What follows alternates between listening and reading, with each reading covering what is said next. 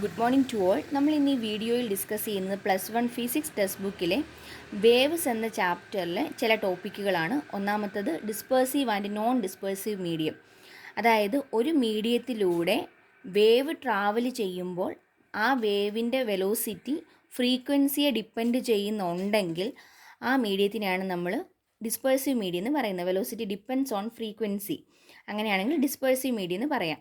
ഇപ്പോൾ നമ്മൾ വാട്ടറോ ഗ്ലാസ്സോ ഒക്കെ എടുക്കുകയെന്ന് വിചാരിക്കാം. അതിലൂടെ ലൈറ്റ് ട്രാവൽ ചെയ്ത് പോകുന്നു. നമുക്കറിയാവുന്നൊരു കാര്യമുണ്ട്, റെഡിൻ്റെ ഒരു അപ്രോക്സിമേറ്റ് ഫ്രീക്വൻസി എന്ന് പറയുന്നത് 400 ട്രില്യൺ ഹെർട്സ് ആണ്. അതുപോലെ തന്നെ വയലറ്റിൻ്റെത് ഒരു 750 അപ്രോക്സിമേറ്റ്ലി ഈക്വൽ ടു ആണ് പറയുന്നത് 750 ട്രില്യൺ ഹെർട്സ് ആണ്. അപ്പോൾ ഡിഫറൻറ്റ് ഫ്രീക്വൻസിയിൽ പോകുന്ന വേവ്സ് ഡിഫറൻറ്റ് വെലോസിറ്റിയിലായിരിക്കും അതുവഴി ട്രാവൽ ചെയ്ത് പോകുന്നത്. അതായത് ഫ്രീക്വൻസി എന്ന് പറയുന്നത് വെലോസിറ്റിയെ ഡിപ്പെൻഡ് ചെയ്യുന്നുണ്ട്. അങ്ങനെയുള്ള മീഡിയത്തിനാണ് ഡിസ്പേഴ്സീവ് മീഡിയം എന്ന് പറയുന്നത്. അപ്പോൾ വിസിബിൾ ലൈറ്റ് ആണെങ്കിൽ അതിനെ വെച്ച് നോക്കുകയാണെങ്കിൽ വാട്ടറും ഗ്ലാസും ഒക്കെ എങ്ങനെയായിരിക്കും? ഡിസ്പേഴ്സീവ് മീഡിയം ആയിരിക്കും. എന്നാൽ നോൺ ഡിസ്പേഴ്സീവ് മീഡിയം എന്ന് പറഞ്ഞു കഴിഞ്ഞാൽ വെലോസിറ്റിയും ഫ്രീക്വൻസി ആയിട്ട് പ്രത്യേകിച്ച് കണക്ഷനൊന്നും ഇല്ല. അങ്ങനെയുള്ള മീഡിയത്തിനെയാണ് നോൺ ഡിസ്പേഴ്സീവ് മീഡിയം എന്ന് പറയുന്നത്. ഇപ്പോൾ നമ്മൾ സൗണ്ട് വേവ് എടുക്കുകയെന്ന് വിചാരിക്കുക, അത് എയറിലൂടെ ട്രാൻസ്മിറ്റ് ചെയ്തു പോകുന്നു. ഏത് ഫ്രീക്വൻസിയിലുള്ള സൗണ്ട് എടുത്താലും അതിൻ്റെ വെലോസിറ്റി എന്ന് പറയുന്നത് എന്തായിരിക്കും? ഒരു കോൺസ്റ്റൻറ്റ് വാല്യൂ ആണ്, 340 മീറ്റർ/സെക്കൻഡ് ആണ്. അങ്ങനെയാണെങ്കിൽ സൗണ്ട് വേവിൻ്റെ കേസിൽ എയർ എന്ന് പറയുന്നത് എന്തായിരിക്കും? ഒരു നോൺ ഡിസ്പേഴ്സീവ് മീഡിയം ആയിരിക്കും. ഇനി അതുപോലെയുള്ള 1-2 ടേംസ് കൂടെ നമുക്ക് നോക്കണം. അത് നമ്മൾ ഓൾറെഡി ചെറിയ ക്ലാസ്സുകളിൽ മുതൽ പഠിക്കുന്നതാണ്. അതിനുവേണ്ടി നമ്മൾ നോക്കും. നമ്മൾ പറഞ്ഞിരുന്നത് എന്താണ്? വേവ് എന്ന് പറയുന്നത് എന്താണ്? എനർജി ട്രാൻസ്മിറ്റ് ചെയ്ത് പോകുന്നതാണ് അല്ലേ? എനർജി ഒരു പോയിന്റിൽ നിന്ന് മറ്റൊരു പോയിന്റിലേക്ക് പോകുന്നു. അപ്പം മീഡിയം ഉണ്ടെങ്കിലാണ് അതിനെ നമ്മൾ മെക്കാനിക്കൽ വേവ് എന്ന് വിളിച്ചത്. അങ്ങനെയാണെങ്കിൽ ആ മീഡിയത്തിലെ പാർട്ടിക്കിൾ വൈബ്രേറ്റ് ചെയ്യുന്നതിൻ്റെ ഫലമായിട്ടാണ് ലോഞ്ചിറ്റ്യൂഡിനൽ വേവും ട്രാൻസ്വേഴ്സ് വേവ് എന്ന് പറയുന്ന മെക്കാനിക്കൽ വേവ്സ് ഫോം ചെയ്യുന്നത്. അപ്പോൾ നമ്മളൊരു മീഡിയം കൺസിഡർ ചെയ്തു. അവിടെ ഒരു പാർട്ടിക്കിൾ എടുത്തു, എ എന്ന് പറയുന്നൊരു പാർട്ടിക്കിൾ. ആ പാർട്ടിക്കിൾ വൈബ്രേറ്റ് ചെയ്യുന്നു. ഇവിടുന്ന് സ്റ്റാർട്ട് ചെയ്ത് മോൾ വരെ പോയി, ഇങ്ങനെ പോയി, തിരിച്ചിവിടെ വന്നു, താഴോട്ട് പോയി, തിരിച്ചിവിടെ തന്നെ വരുമ്പോൾ ഒരു വൈബ്രേഷൻ കംപ്ലീറ്റ് ആകും. അപ്പോൾ വേവ് ഇങ്ങനെ ട്രാവൽ ചെയ്ത് പോകുന്നുണ്ട്. അപ്പോൾ ഇവിടെ ഇപ്പോൾ ഒരു വൈബ്രേഷൻ കംപ്ലീറ്റ് ആക്കാൻ എടുത്ത സമയം ഇപ്പോൾ ഒരു 0.25 സെക്കൻഡ് ആണെന്ന് കരുതുക. 0.25 സെക്കൻഡ് കൊണ്ടാണ് ഒരു വൈബ്രേഷൻ കംപ്ലീറ്റ് ആക്കിയേക്കുന്നത്. അങ്ങനെയാണെങ്കിൽ അതിനെയാണ് നമ്മൾ ടൈം പീരീഡ് എന്ന് വിളിക്കുന്നത്. ക്യാപിറ്റൽ ലെറ്റർ ടി ഉപയോഗിച്ച് റെപ്രസെൻ്റ് ചെയ്യും. അപ്പോൾ ടൈം പീരീഡ് എന്ന് പറയുന്നത് എന്താണ്? ഒരു പാർട്ടിക്കിൾ ഒരു വൈബ്രേഷൻ കംപ്ലീറ്റ് ആക്കാൻ എടുക്കുന്ന സമയത്തിനെയാണ് നമ്മൾ ടൈം പീരീഡ് എന്ന് പറഞ്ഞിരിക്കുന്നത്.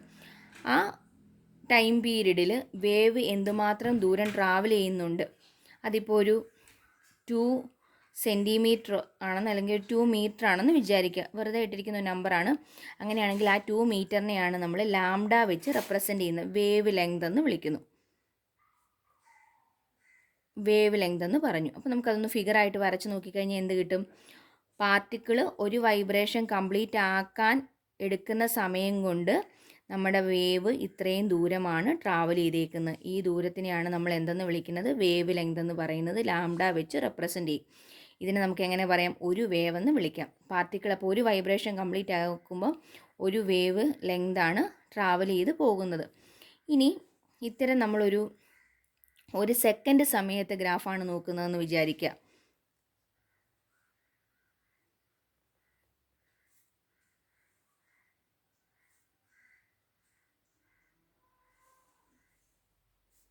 ഒരു സെക്കൻഡ് സമയത്തെ ഗ്രാഫ് നമ്മൾ നോക്കുമ്പോൾ അതിൻ്റെ പ്രത്യേകത എന്താണ്? ഇവിടെ നോക്കിക്കേ, ടൈം പീരീഡ് നമ്മൾ 0.25 സെക്കൻഡ് ആണെന്ന് പറഞ്ഞിരുന്നു. അങ്ങനെയാണെങ്കിൽ അത് വെച്ചിട്ടാണ് ഇപ്പോൾ ഇത് വരച്ചത് കേട്ടോ. 1 സെക്കൻഡ് സമയത്തെ ഗ്രാഫാണ് നമ്മൾ ഈ കാണിച്ചിരിക്കുന്നത്. ഒരു സെക്കൻഡ് സമയം കൊണ്ട് എത്ര വേവ് ഉണ്ടെന്ന് നോക്കിക്കേ. ഇവിടം വരെ വന്നപ്പോൾ ഒരു വേവ്, 2 വേവ്, 3 വേവ്, 4 വേവായി. അപ്പോൾ ഒരു സെക്കൻഡിൽ 4 വേവ്സ് ഉണ്ടെങ്കിൽ ആ 4 എന്നുള്ളതിനെയാണ് നമ്മൾ എന്തെന്ന് വിളിക്കുന്നത്? ഫ്രീക്വൻസി എന്ന് വിളിക്കുന്നത്. 4 ഹെർട്സ് എന്ന് കൊടുക്കാം. ഒരു സെക്കൻഡിൽ എത്ര വേവ്സ് ഉണ്ടാവുന്നുണ്ടോ അതിനെ നമ്മൾ ഫ്രീക്വൻസി എന്ന് വിളിക്കുന്നു. അപ്പോൾ അടുത്ത ടേം എന്ന് പറയുന്നത് ഫ്രീക്വൻസിയാണ്. ഫ്രീക്വൻസി സാധാരണ എഫ് വെച്ച് റെപ്രസെൻ്റ് ചെയ്യാറുണ്ട്, അതുപോലെ തന്നെ ന്യൂ വെച്ചും റെപ്രസെൻ്റ് ചെയ്യാറുണ്ട്. വേവ് ലെങ്ത് ലാംഡ ഉപയോഗിച്ചുകൊണ്ടും. ഇനി നമുക്കിവിടെ നോക്കേണ്ട ഒരു കാര്യം അടുത്തത് വെലോസിറ്റിയാണ്. വെലോസിറ്റി എന്ന് പറയുന്നത് ഓൾറെഡി നമ്മൾ പഠിച്ചിട്ടുണ്ട്. വെലോസിറ്റിയുടെ ഇക്വേഷൻ എന്താണ്? ഡിസ്പ്ലേസ്മെൻറ്റ് ബൈ ടൈമാണ്. അപ്പോൾ ഇവിടെ നോക്കിക്കുക, നമ്മളൊരു 0.25 സെക്കൻഡ് സമയത്തെ ഡിസ്റ്റൻസ് പറയുന്നത് എന്താണെന്ന് പറഞ്ഞിരുന്നു? ലാംഡയാന്ന് പറഞ്ഞിരുന്നില്ലേ?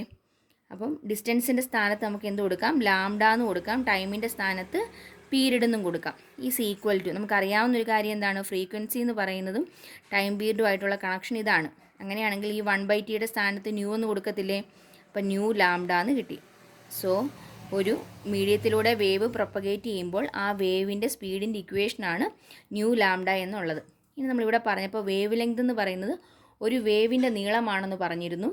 അതുപോലെ തന്നെ മറ്റു രീതിയിൽ നമുക്ക് പറയാം, ട്രാൻസ്വേഴ്സ് വേവ് ആണെങ്കിൽ അടുത്തടുത്ത 2 ക്രസ്റ്റുകൾക്കിടയിലുള്ള അകലം, അല്ലെങ്കിൽ അടുത്തടുത്ത 2 ട്രഫുകൾക്കിടയിലുള്ള അകലം എന്ന് പറയാം. ഇനി പകരം ലോഞ്ചിറ്റ്യൂഡിനൽ വേവ് ആണെങ്കിൽ അടുത്തടുത്ത 2 കംപ്രഷനുകൾക്കിടയിലുള്ള അകലം, അല്ലെങ്കിൽ അടുത്തടുത്ത 2 റെയർ ഫാക്ഷനുകൾക്കിടയിലുള്ള അകലത്തിനെ വേവ് ലെങ്ത് എന്ന് വിളിക്കുന്നു.